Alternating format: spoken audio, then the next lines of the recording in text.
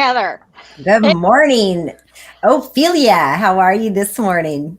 Good. And sending you a big shout out to Southern California, all the way down to San Diego, I believe.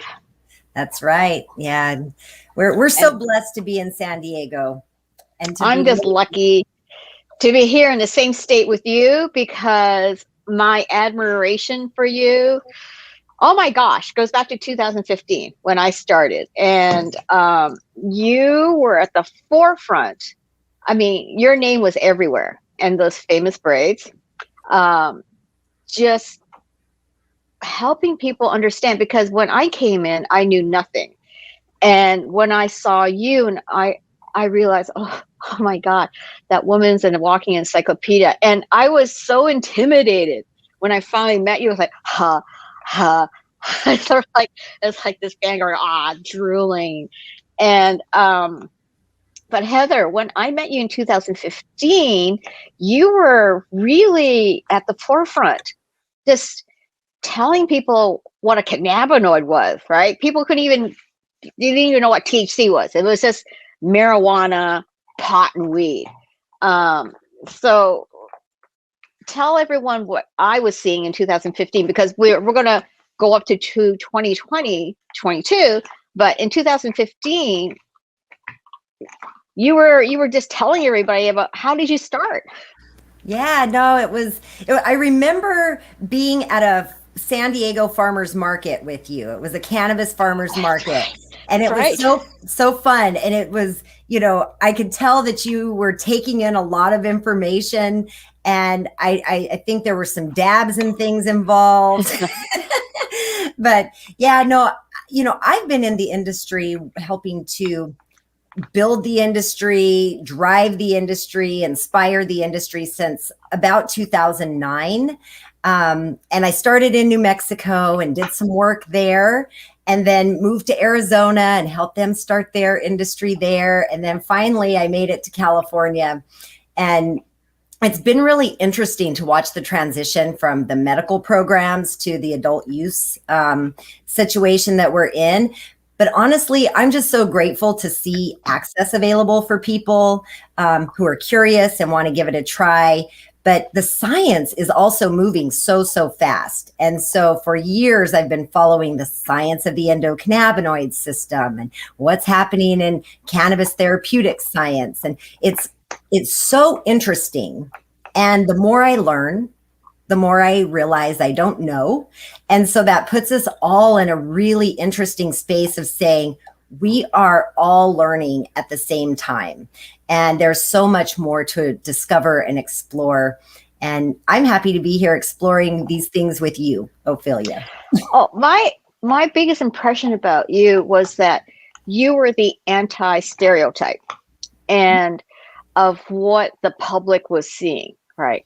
And that back then it was the entertainment icons that people basically glommed onto as being the stoner, right, or the user of cannabis.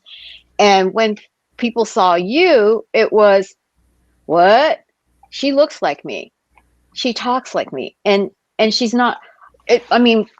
People just exploded. But then after they got over that, they started listening to you and hearing exactly what you're saying. And then again, their minds got blown by that you were teaching about the flower, when most of these people were thinking you're smoking that leaf, right? Remember, it was, no one knew what a flower was. It was just that leaf thing. Mm-hmm. And you were also very strong too. There was a group of nurses that you were working with, and women who were helping bring all of this out to the public. Remind me, what was that group called again? I'm sorry. That's okay. No, and the group is still going. It's the Cannabis Nurses Network. And right. We did establish in 2015, and it keeps growing and getting stronger, because as nurses, we're really the ones on the front line seeing patients who are many times will tell a nurse that they're using cannabis even before they'll tell a doctor that they're using cannabis. And so we find ourselves in this position as knowledge holders. And it's a huge responsibility, because how do we as nurses speak with patients? How do we, and one of the things I found over the years, it's literally been 14 years of working with cannabis patients. The majority of patients just want to know that it's okay. They're seeking permission from a medical professional to explore these options. And I find that it makes our jobs as nurses a lot easier when patients are utilizing cannabis because it's so beneficial for so many things. So it's really fascinating. And I don't know if you're aware of Ryan's Law. Have you heard about Ryan's Law here in California that got passed last year? No. So what our group has been working on for since 2018, I guess it was, we've been working on getting this legislation called Ryan's Law passed. And the first year in 2019, we put it through and it received bipartisan support. And what Ryan's Law is a law that mandates that hospitals and healthcare facilities allow cannabis patients to use their cannabis, terminally ill patients to use their cannabis while they are receiving inpatient care. And it made it all the way through bipartisan, unanimous votes all the way till it got to the governor's desk. And in 2019, he vetoed it. So obviously 2020 happened. We had submitted the bill again. We pulled it because it wasn't going to do anything. But in 2021, we put it through again and it made it all the way to the governor's desk and he signed it in September of last year. So as of January 1st of 2022, patients in the state of California who are terminally ill have the right to use their cannabis as they choose without, short of smoking. You can't smoke or vape inside the facility, but they're able to use cannabis like they would use it at home if they're needing to receive inpatient care. And I say all that to say this. This is the next step in patient access. And this truly is the first step in bridging this gap between cannabis medicine and the healthcare system. And we're, as a network, going back to the Cannabis Nurses Network, we are driving this in other states now. And very, very interesting stuff. Very, very. It's pretty amazing because what was his reason for vetoing it the first time? Great question. The reason he vetoed it was because the hospital association had gone through the back door and said, we're gonna lose our Medicaid and Medicare funding. And so he wrote a letter and said, this is why I vetoed it. So what we did was went to CMS, which is the Centers for Medicare Medicaid Services. And we asked them, have you ever withheld funding because a hospital or healthcare facility allowed patients to use cannabis?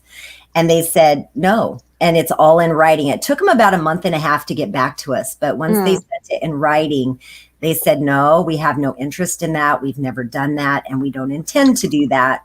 And so the governor signed. And we're looking to have at least 2 or 3 states add Ryan's Law in next year in 2023. So it's really, really exciting to start to see this transition of cannabis medicine really being part of the healthcare system now. And who is Ryan?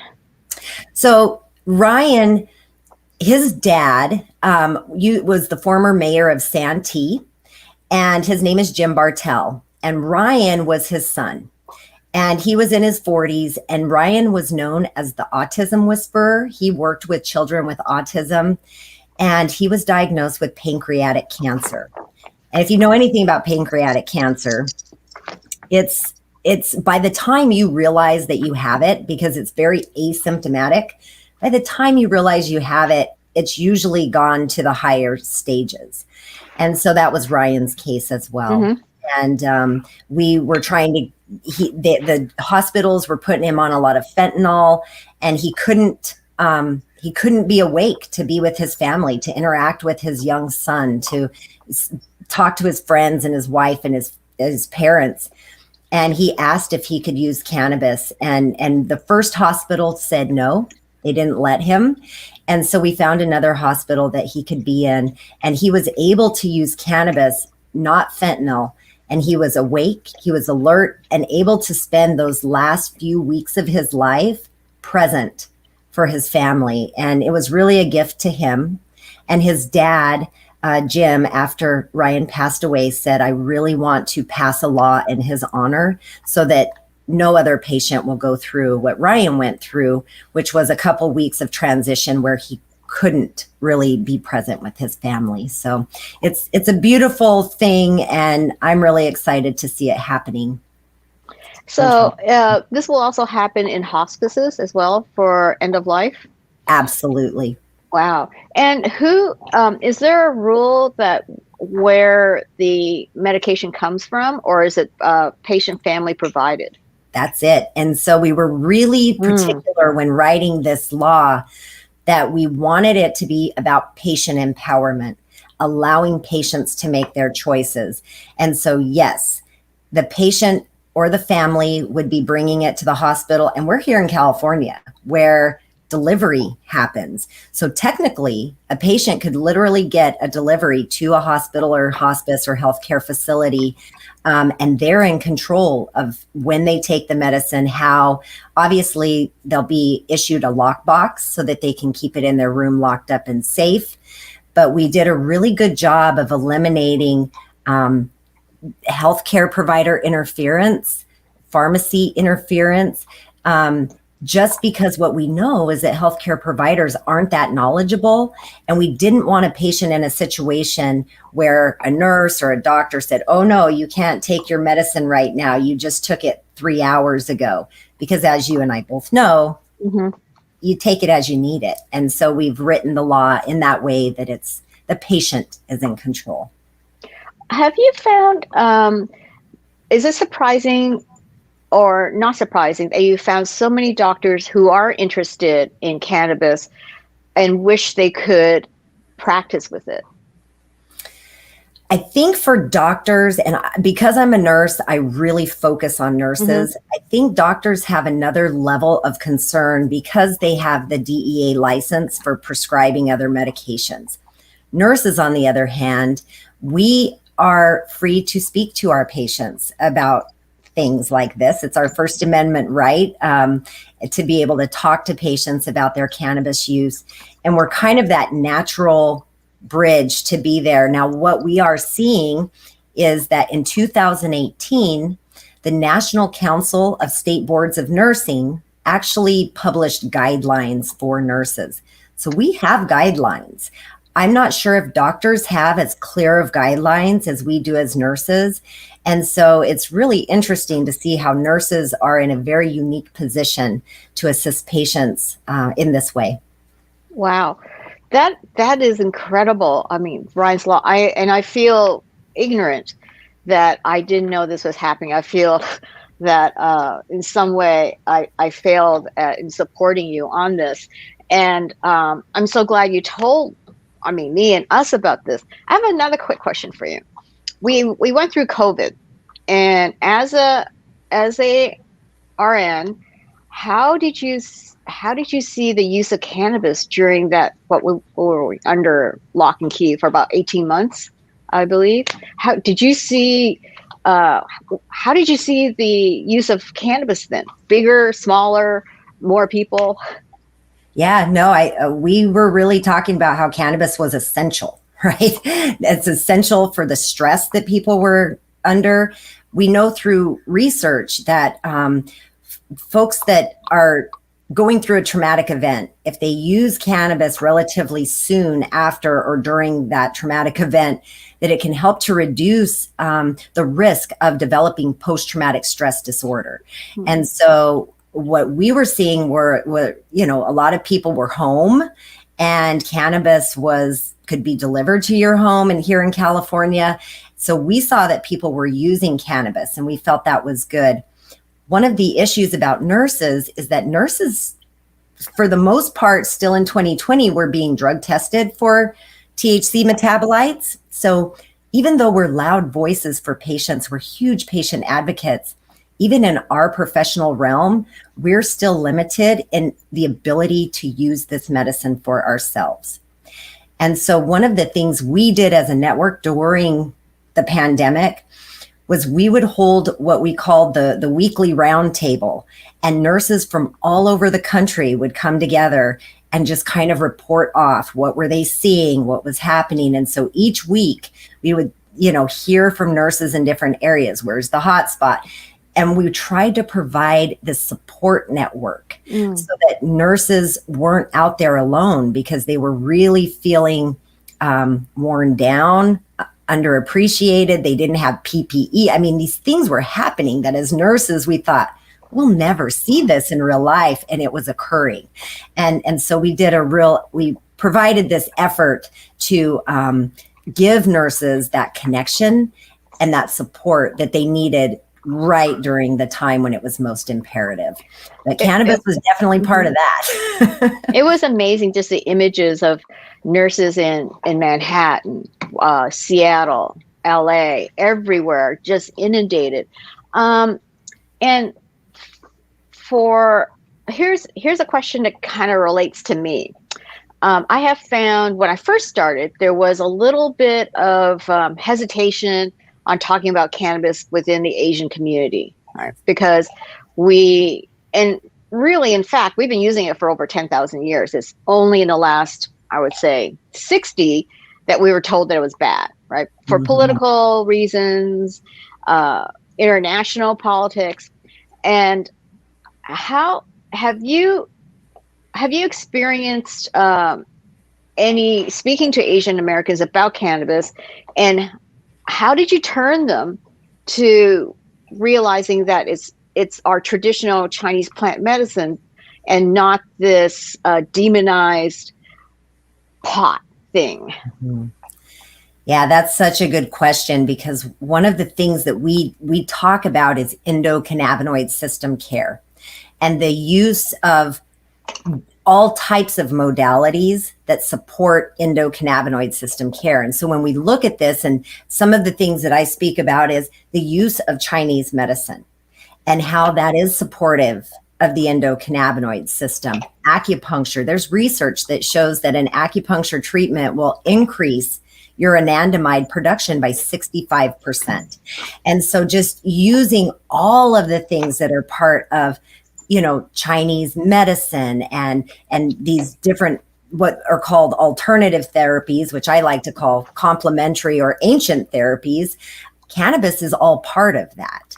And so I think just kind of giving recognition of cannabis is part of endocannabinoid system care, but all of these other modalities for healing different types of herbs and foods and exercise and Tai Chi and all of this is actually very supportive for endocannabinoid system care.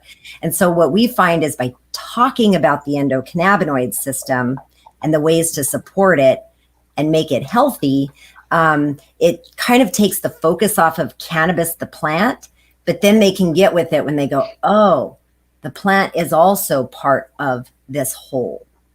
And so that would be kind of what I would say we've done to try and approach those reluctant or resistant folks that are, thinking that cannabis is bad because of propaganda for the last, since the 30s. It's always interesting how we can demonize a living thing, a plant, and give it this mythology, like Jaws did for that poor shark, I mean, we kill more sharks than sharks kill us, and it's the the messaging gets across, and one side becomes very popular because their messaging is really great, even though it's wrong. It can be great. They do it very well, because how I explain it to my parents when I first came in, my parents are they're very liberal. Basically, they're Chinese hippies, and so.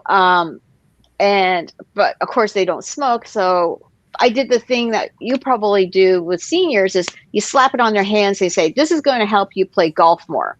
This is going to help you play mahjong with your friends more. And my mom just glommed out of that mahjong for a few more hours. And she's in Toronto, and this is before Toronto became legal. Okay. But there was quite there are a lot of women out there making bombs. And so I found some and brought it to my mother. My mother started buying the jars for her friends. So you'll be playing mahjong and it's just a smell of weed and you're going like this. Yeah, we can play some more. It's like weed and bomb and peanuts and tea and everywhere. So when I was able to relate it to issues that they had personally, because they didn't realize the benefits. All they saw was what was in the movies, right? Couch Lock, Cheech and Chong, Seth Rogen, that's what they saw. And they did not see the benefits. But that is the issue of the media, is not us, is how the media wanted to portray this. And now I think there's a shift, and it's becoming as common as someone smoking a cigarette or having a drink, but still not quite going in there. How do you see what you're teaching moving east? Is the East Coast more open to education as much as California is? Because I don't see it quite landing there yet, like in New York. Oh, you're going to bring up the East Coast, West Coast thing? Because yes, there's definitely that going on in cannabis. This is just my observations. Because the West Coast, we've had these things, we've been doing it a long time. We're pretty much far down the road as far as knowledge, but still people just, it's cannabis, it's legal. They maybe don't have a lot of the information. What I'm seeing on the East Coast is because now they're coming into their own medical programs and their own legal, access, that all of a sudden they're like, woo, look at all this big shit we're doing. We're amazing. And it's like, yeah, we've been doing it 25 years already. Welcome to the party. But it seems like they're excited with the fact that they are where they are, but they don't quite understand. They don't know what they don't know. Let me just put it that way. They don't know what they don't know. And they're not really seeking that because they're on their own journey. So some of us over here on the West Coast go, you guys could, if you knew a few things, you could maybe mitigate some of the issues that we see that you're probably heading into. But it's also kind of fun because we've laid the groundwork on the West Coast. So now the East Coast is coming in, they're hitting it hard. They're just with it. It's happening. Everything's, moving smooth. So sometimes I just curtsy and say, you're welcome for the opportunity to rock and roll. Oh God, I love that, because I feel the West Coast, originally we didn't see it as a brand or a product. It was a plant. Yeah. I think the East Coast has got straight to brand, right? It's the packaging, it's how we're going to sell it, the look of this. Because even in the New York Times, they had Kimmy Styles on there. It was amazing, and her interior design. But it was interior design of how people are experiencing cannabis. But nothing about the benefits of the plant. Look at this gorgeous, beautiful interior design with the chandeliers or the neon and wood and stuff. But it wasn't about the plant. And so I see New York as being what New York is we're going to make it beautiful, right? And then we are going to be the style and taste masters of the whole thing. So Heather, I don't know what we're going to see in 2 years of what cannabis is. I mean, what do you think? Okay, so let's move forward 2 years. Nurse Heather, we now have New York running into the market, creating these brands, and possibly bringing them to California. Where's that going to be to our legacy and the OGs and everything else? Where is that all going to go? And what do you see in 2 years? That's a big question. That's a big ass question. Yeah, no, at some point I would really love to see, the ability for us to do the interstate commerce where we can go, we can be selling the Humboldt strain in New York. We can, have access to that New York fire down here in San Diego. And so I see I would like in 2 years for that to be the case, although I recognize in the cannabis industry, objects in the mirror are further away than they appear. Mm-hmm. So I think we'll be heading toward that in a couple of years. But honestly, I was just talking to some friends in New Mexico, and they just said that the state of New Mexico just issued 1,200 new licenses. And making New Mexico they have more dispensaries per capita than any other state in the U.S. right now. Well, even Oklahoma. Exactly. And so that was God, a little bit shocking. I'm like, wow, that's that. But now they're trying to, where before it was they had about 25 dispensaries. And that was it for years. Now they've got all this competition. So one of the things he was saying to me was, we're having to do billboards for the first time ever because we have competition. So the marketing piece.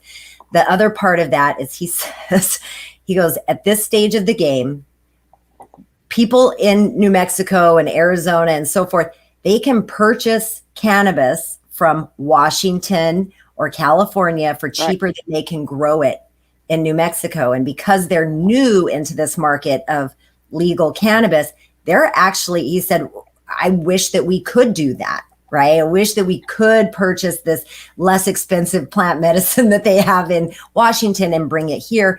But instead, there's like this shortage of cannabis.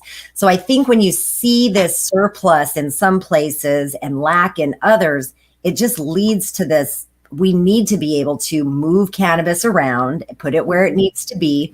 And then also for the brands, again, Emerald Triangle cannabis in Florida and Florida blueberry and Oregon, just having this ability to get those brands all over. So it's not just New York is killing it with the really beautiful brands, but you can only get it in New York.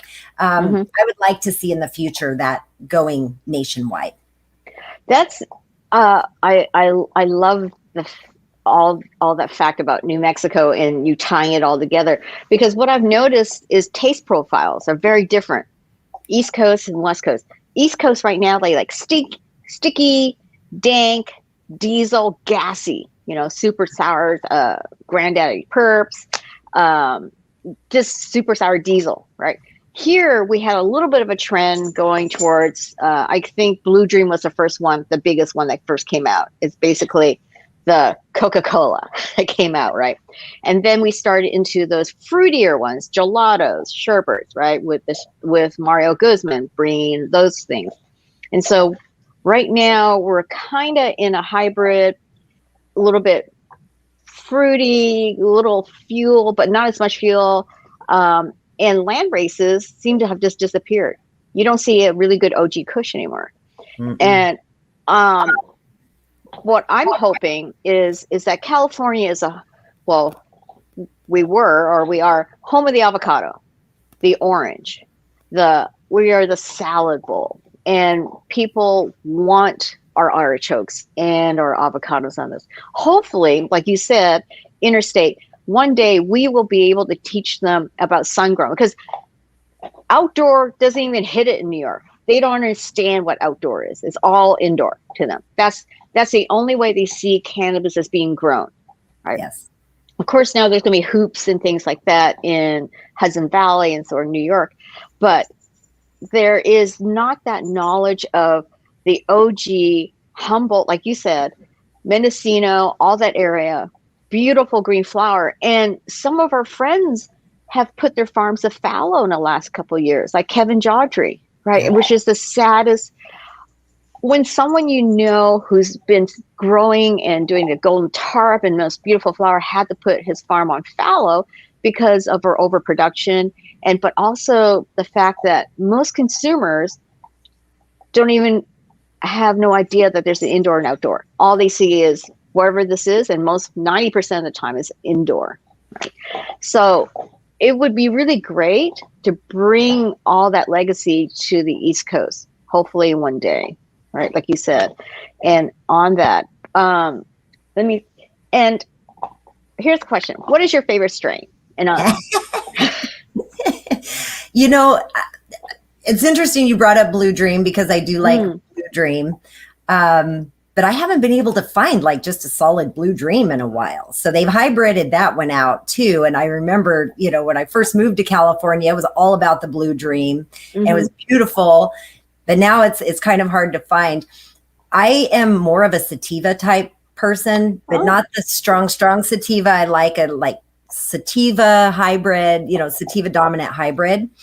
something about indicas don't really sit well with me for some reason. So I do like the fruity ones. I just got some Tropicana from CBX, and it was funny because it was Ooh. you were just saying some of the key words. You know, it had a fuel smell to it, but it was also very fruity with like lemon and this and that. And so I was like, oh, this smells so good, but it stinks so good too. And so I do like the hybrids. I also really enjoy growing my own, Ophelia. This is something that I think needs to be part of everybody's garden, just like you grow your tomatoes and your bell peppers and whatnot. I believe that everybody should grow at least a few plants in their backyard, just so you can A, enjoy them, and B, have a little something, something for the winter for yourself. It's like canning peaches, isn't it? It is. And you just put a little bit up for winter and then you have it. I love home grow. And yes, I grow it outdoors. And so I think that that's the next space too. I mean, when we talk about recreational cannabis, as medicine folks, we talk about healthy recreation, and gardening always comes into that conversation. Gardening is healthy recreation. There's something about growing your own food, something about growing your own medicine.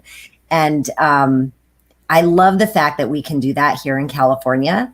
I also love the fact that as defined, cannabis is not defined as a food or a drug, but an agricultural commodity.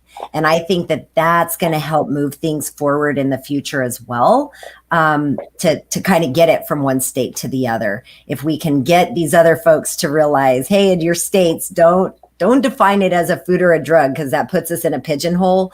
But this agricultural crop that can be so good for everything. And, and I hope to one day be able to go to the grocery store and just buy cannabis leaves as part of my greens with my arugula and my spinach, and be able to use it in that way and have it so normalized that you can buy it in the grocery store fresh. You raise a really good point. So remind me to ask you this question about sativas and hybrids and indicas.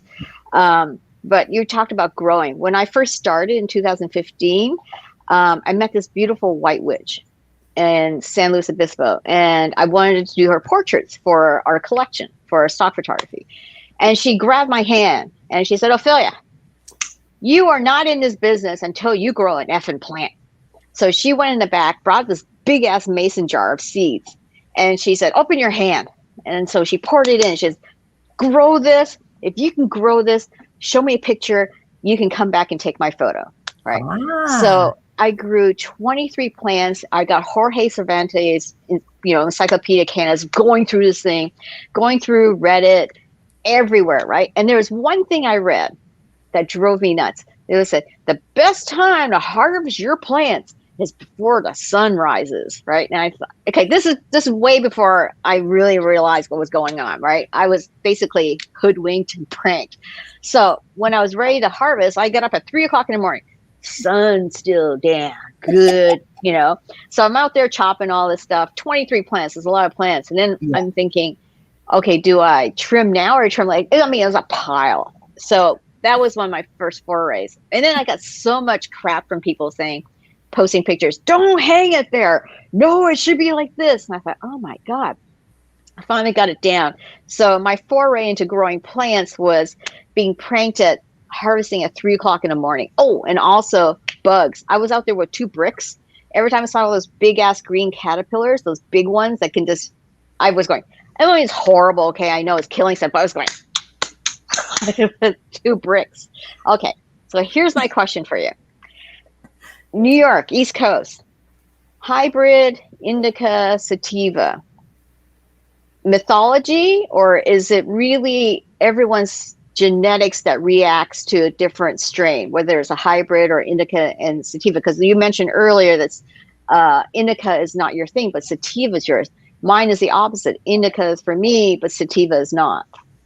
Yeah, no. And I want to be real clear because boy, I've literally spoke at a medical conference before and I said the word sativa, indica, hybrid. And I got heckled from a doctor in the crowd that was like, it's no such thing. And I'm like, oh no. So I use it just because that's the terminology that's used in the industry.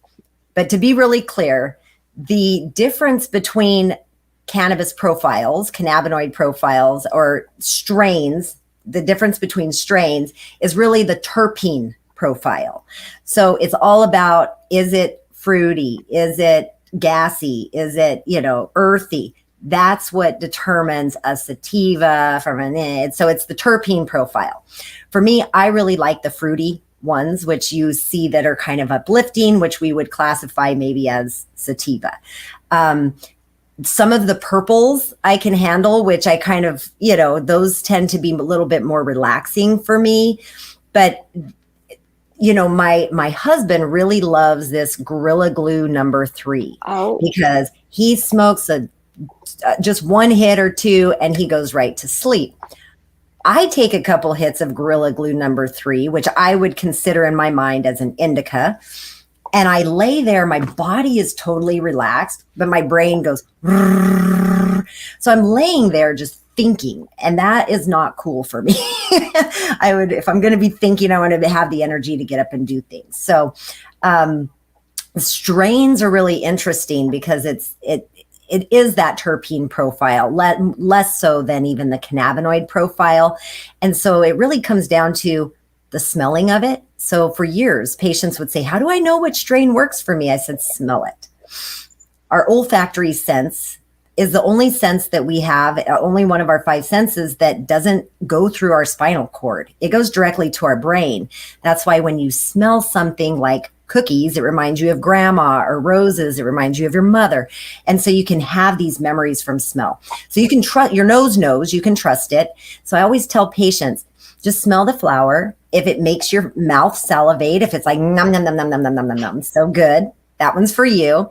If you smell it and go, ew, that stinks, not for you. I mean, it's quite simple and elementary, but it works. And so if someone's out there watching this and they go, I don't know if I'm a sativa indica, I don't know what, just smell it. If it tastes good and feels good to you, it will be good. If it's not your thing, then just skip on it and do something else.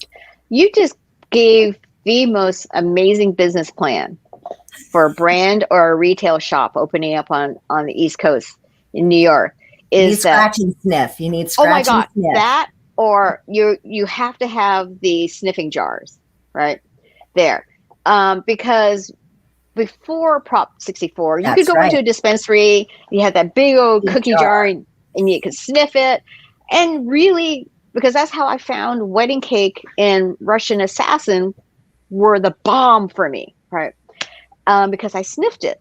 So really what you're proposing is an amazing retail business plan, is to focus on that bud tender to teach people about smell and terpenes.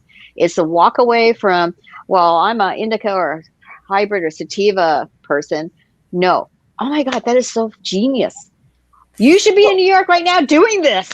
I would love to. I would love to. I've had this idea, my husband and I both, of like a children's book, or not even have to be a children's book, but something that was like different strains. And it was like scratch and sniff, so that you could get to learn your strains, learn the different genetics, have a little thingy ding, and having that scratch and sniff be part of it. Because the thing about cannabis is the smell. The terpenes are so important for the whole experience.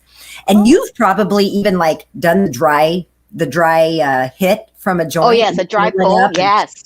And you just like, so you can taste it and get all, there's so much to cannabis besides just, Yeah, because it's with wine, you're swishing it, you sort of put it nose. Because one thing I love about Emerald Cup, what you just said, was Humboldt Seeds. They were, probably 2017. They actually created a scratch and sniff from one of their top strains. It wasn't Blueberry Muffin. I can't remember which one. Not Purple Panty Dropper. I think they changed that name too. So, but they had the first scratch and sniff, and it smelled exactly like the strain on there. And I think that would be a genius idea for you or somebody to bring to New York, because it is such a new market. And at the beginning, it will be a novelty market. It would be, look at the the vape pen. Because remember gold vape pens when they first came out? Everyone go, what the hell? I mean, basically, it's just a rose gold pen. But Yeah. everyone's go, oh, flash, a flash, right?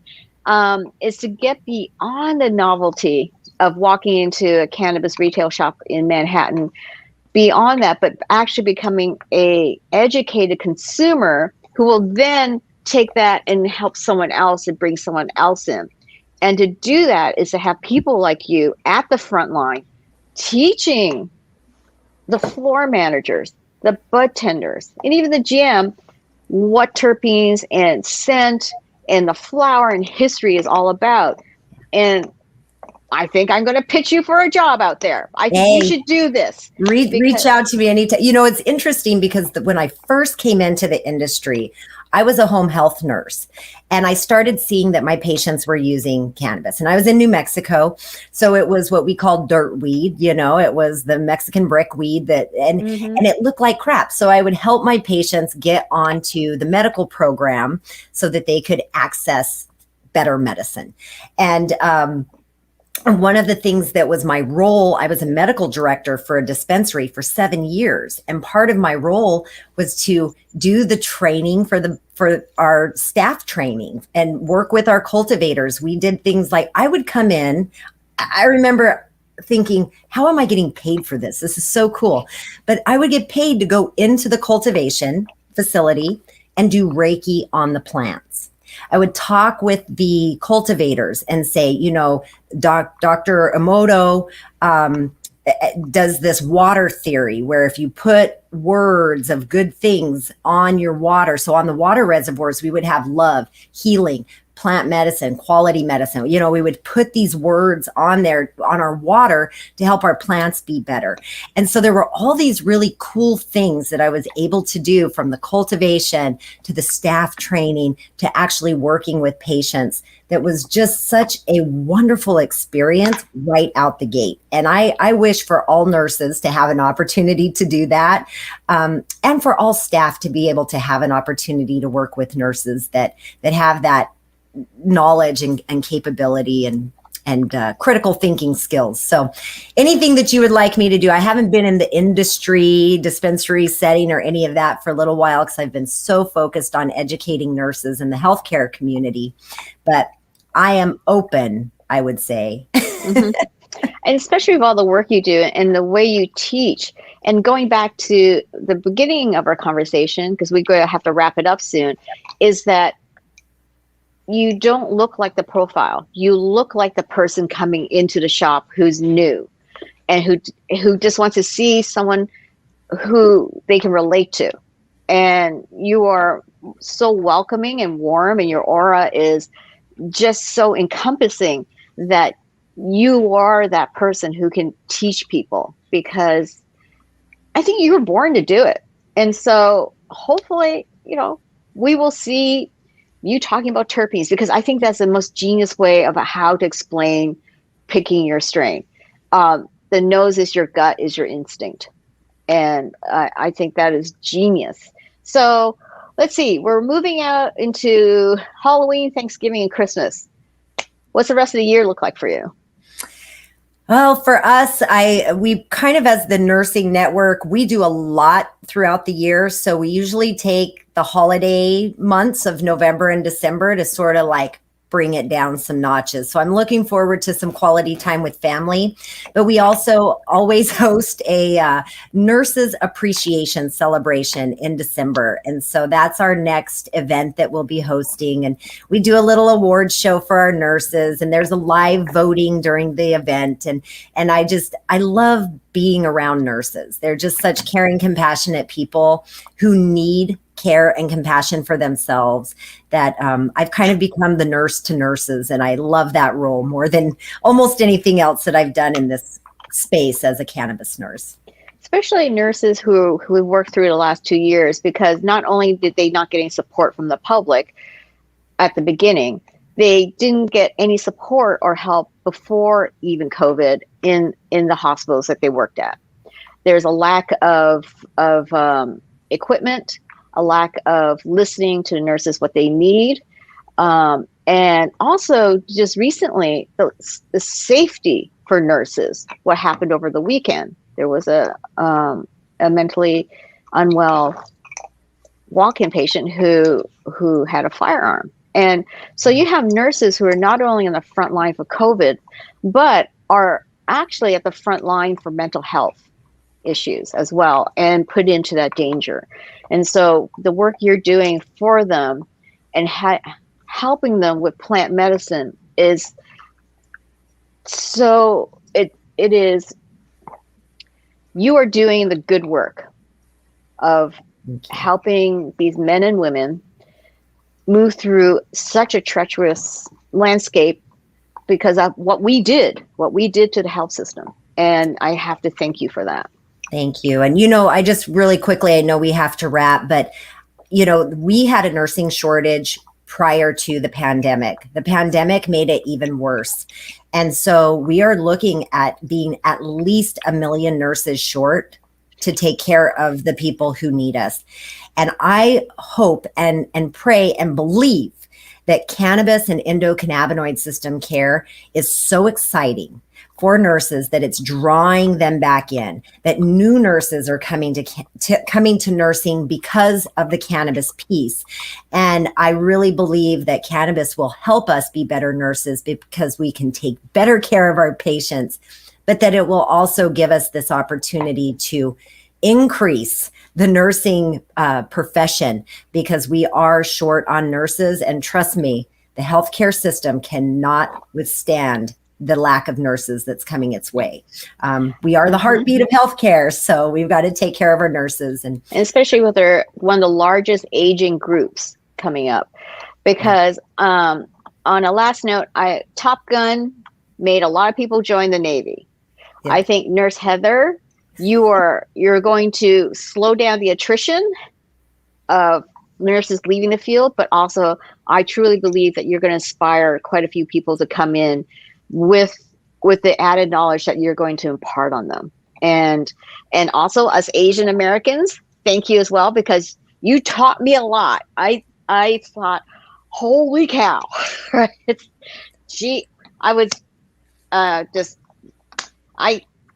You blew away so many walls of misinformation for me that I am so grateful to be still here and enjoying today your knowledge on terpenes and sniffing. So yeah.